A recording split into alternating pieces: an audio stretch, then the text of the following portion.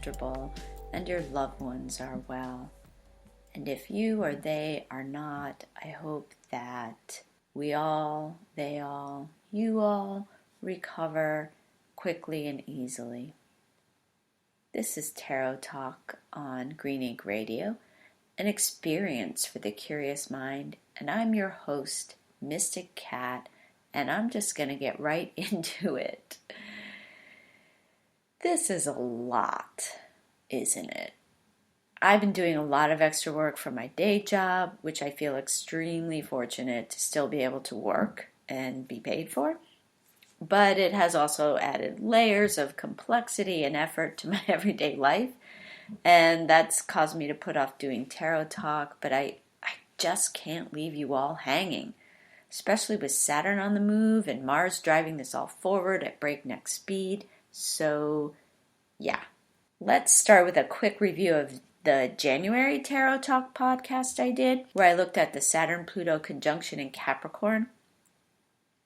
I did say that Pluto is a transformer and Capricorn is the pragmatic work, money, and world domination sign, and that we'd all feel this strongly one way or another, and also we'd feel it worldwide, so that we could expect those areas of like work, money, something dominating the world would be restructured and transformed, and that it would be drastic and deeply felt. And I don't think I need to tell you more, right? Like, I think we're all in that soup. I also said we may have a dark night of the soul at this time, but that we should pay attention to our fears, especially fears around scarcity, chaos, or loss, and that control and powerlessness would be issues. And that, yeah, that's where we're at, huh? Saturn, as a limiter, boundary maker, and restrictor, has certainly made itself felt on our everyday lives across the world. And then Jupiter jumped in there recently. It expands whatever it touches. It can also bring exaggeration, hyperbole, a whole lot of hot air. All of this is just churning around and making things very intense and very, very big. If you want more detailed information on that whole thing, I also did a reading. Go back and listen to the Saturn and Pluto Showdown 2020 on Tarot Talk. I'm going to keep going with where we are now. A thing that, when you think about it, we're all sharing this all across the world and are probably experiencing it in very similar ways. So in a way, it's bringing us together as much as it's causing us to keep our distance. More recently, Mars has joined this party. Okay, Mars brings action and drive and really moves things along. You might have noticed things happening really quickly and decisively recently. Mars may also, because it's right there with Pluto, it could bring up deep-rooted anger or poisonous feelings and that kind of thing. So if that's a thing that's going on for you, let it be, feel the feels, move through it, and you will move beyond it. Today is March 21st, and Saturn moves into Aquarius. So this isn't permanent. It will come back to Capricorn for a bit, which is a retrograde phase, and then it will be in Aquarius for 3 years by the end of the year. But we're getting a taste of it now. Aquarius works for the good of all, is very forward-thinking, so we can look for radical shifts in the way we live, the groups we belong to, our communities, and technology, which you may have noticed a lot of things are going online right now. Like all of teaching and learning, so that's interesting. It's all very Aquarian energy. For you personally, pay attention now and for a couple of days after March 21st for clues on what impact Saturn in Aquarius will have for you. You can also look back to the years 1991 and 1994 to see if there's any familiar threads running through that time that resonate for you today, because that's the last time Saturn was in Aquarius, so it may also give you clues on what to expect or what's brewing. Because, yeah, it feels like we're in this very thick brew right now. but I'm thinking of you. And I've been inspired to do a brief meditation kind of thing today, which I hadn't done before, but it just felt right. I had been listening to a guided meditation that really spoke to me. It really got me thinking. And I credit Lisa Marie Haley at bodyandsoulapothecary.com for planting this seed in my head.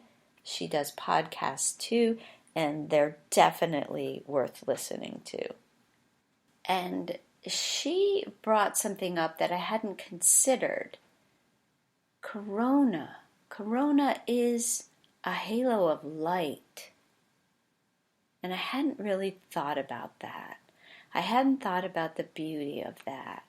I hadn't thought about how that can be envisioned for all of us as not only a protective image, but I don't know, I get a feeling of safety, but also a feeling of mystical or sacred quality that feels very nurturing. So I was thinking that it would just be wonderful to sit here and breathe in and breathe out.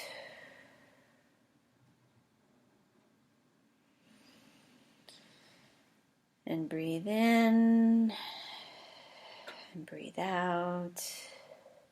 And picture that halo of light. Picture that first around your head. You know, like in those classic medieval portraits of saints and whatnot, where they have that golden halo. Let's all have a golden halo. And let's expand that golden halo to our entire bodies. Like a perfect sphere around us. Just golden light. That is mystical, protective,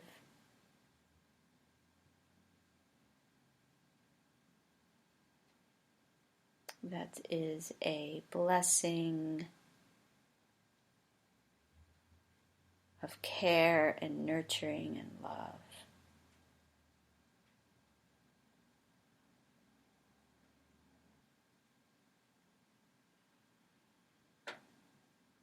We could also picture this halo around the entire earth. Let's work together right now, or imagine together. I like that better than work. Let's imagine together a gorgeous golden halo all around the earth.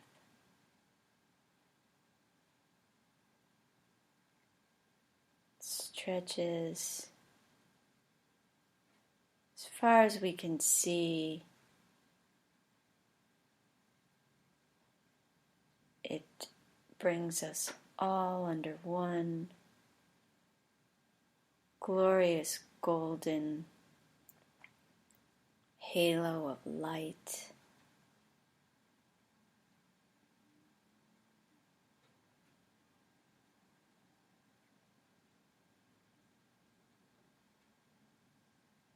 It shines through us and for us and into everyone we know and love, and people we don't know, and people we don't love.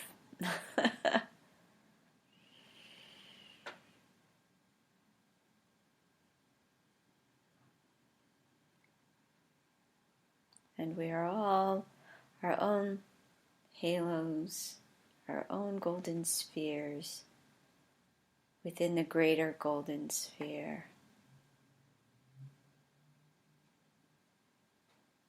All joined together in our imagination through this golden light, with our own halo boundaries for ourselves.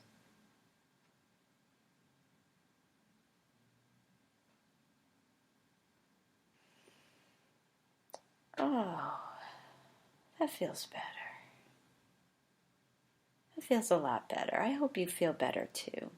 That was very spontaneous. I felt like we all needed something like that. And I encourage you, every time you hear the word corona, to picture that, to imagine your golden halo and a golden halo that encompasses all of us. I'd love to hear from you too about how that works for you, either as an image or as something that makes a difference in your life. At this time of equinox, I offer a reading that symbolizes what's happening above and below. In the northern hemisphere, we're shifting from dark to light, so we're going from a time where our days have more dark time than light time into a time where our days have more light time than dark time, and in the southern hemisphere, it's the other way around. So minute by minute in the northern hemisphere, the light will counterbalance the dark until we have the most time in light that we can have at solstice, and then, it all shifts back the other way to more dark than light. And of course, vice versa for southern hemisphere. But either way, it's a big shift at a time when there's big energy moving fast and sudden. I have a deck here that has gold leaf on it, and it's all major arcana. So I'm using this deck today because it's a lot. Everything's a lot right now. Everything feels large and momentous and intense, and I feel like major arcana are really going to address all of this. So I'm thinking equal day and night. I'm thinking equinox. I'm thinking the shift, at least in the northern hemisphere, from dark to light. I'm also thinking of the shift of Saturn into Aquarius and the radical shifts and changes that are happening for many of us right now because of the conditions that are occurring in our personal lives, in our communities, in our country, and across the world. So I'm going to do like a balance. I'm going to do a balance reading. I'm going to have 3 cards on the left for what's in the shadow, what's in the dark, what will be shifting from, and 3 cards on the right for what's in the light, what we are shifting to, what will be bringing in.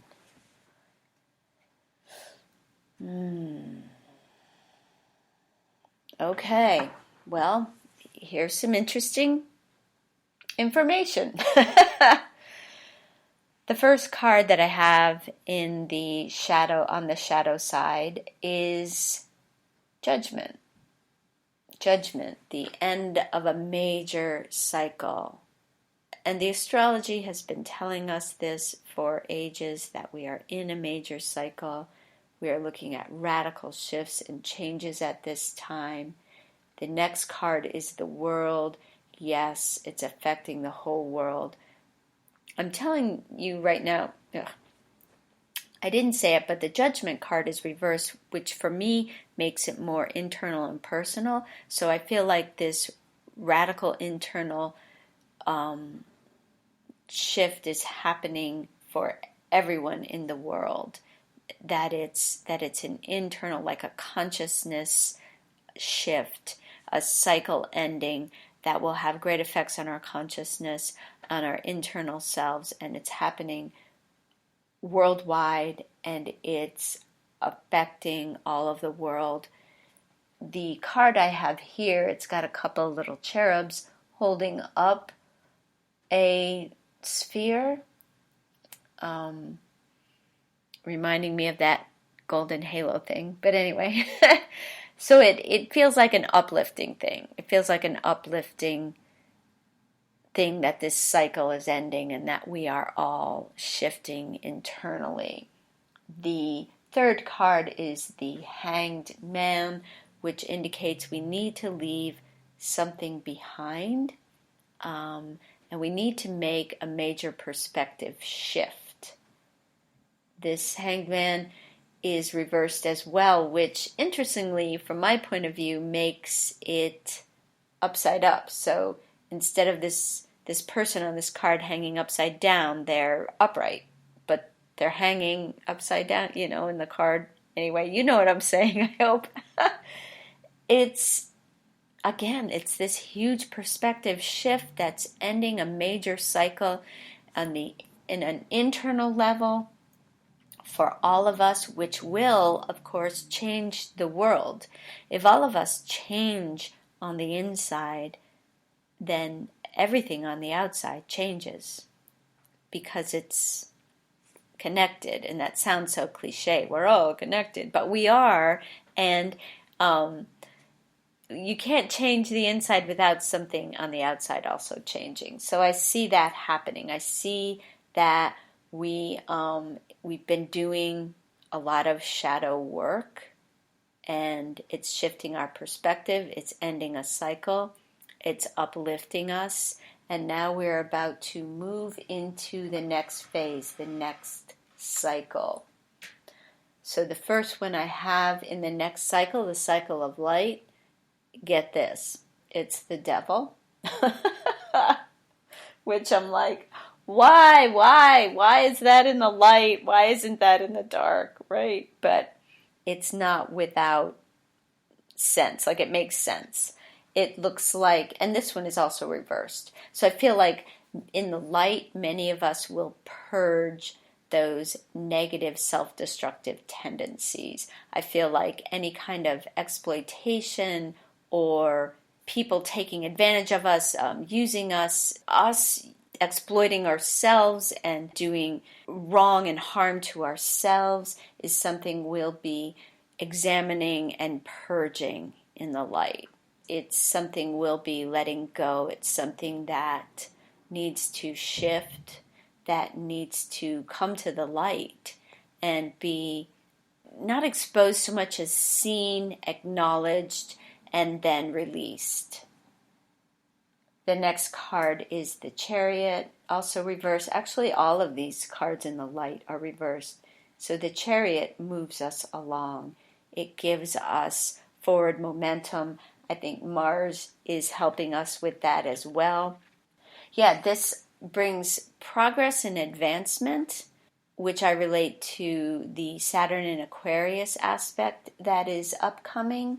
I can see that all of this bringing into the light the negative, the self-destructive patterns of thinking and behavior will sort of catapult us. It's like the fast track, like we're on the fast track to transformation and radical shifting into a new cycle. That brings us to the last card, the Magician. How about that? You know what? When I first glanced at it, I thought it was the Fool, and I thought, oh yeah, good. But the Magician, even better, because then we're able to develop the skills and abilities and resources that we can use most effectively in our lives for our betterment, to bring light not only to ourselves but all of the world. I feel like we're really being set up to progress in a way that is fast-tracked, right? It looks fabulous. And I think that when we clear ourselves of these destructive patterns and behaviors, when we really take a good hard look at ourselves and the other people in our lives and the systems and organizations in our lives and expose what is corrupt or negative or harmful, that moves us forward quickly. But then it also allows us to really be able to employ our skills and abilities, to be able to even just discover what our true skills and abilities are. We could be like covering them up or repressing them because for whatever reason. There's a lot of complex psychological reasons for a person to cover up their best features or traits, or to repress them, or to sabotage them, or whatever. I know, I know I've experienced that kind of thing, so I don't doubt that there's plenty of us that know this or can relate to this. So that's our work. That's our work, to really embrace that a cycle is ending, that we need to shift our perspectives, that we need to uplift everyone through letting go of old patterns of behavior and thinking so that we can fast track to a brighter future that allows us all to really employ and embrace our skills, abilities, resources, and talents. And from there, I just did like a crowning card. I got the star. Aw, yay! I like ending that way. The star is just gorgeous. It puts us exactly where we need to be, doing what we need to be doing for the good of ourselves and everyone else, and it brings bright light and, oh my goodness, talk about a halo of gold. Talk about a good omen. So as dark as it looks now for many of us, as much as things are intense and disturbing, I see brightness ahead. That's all I have for you today, and I'm so glad you were able to be here with me. Thank you for joining me. You can find other great shows like mine on greeninkradio.com. Green Ink Radio podcasts are also on iTunes, at Spreaker.com. We are sponsored by Green Ink Communications. Please follow us wherever you find us, like on Facebook, Instagram, Twitter, Spreaker, all the places. This is Tarot Talk with Mystic Cat on Green Ink Radio, wishing you a glorious day.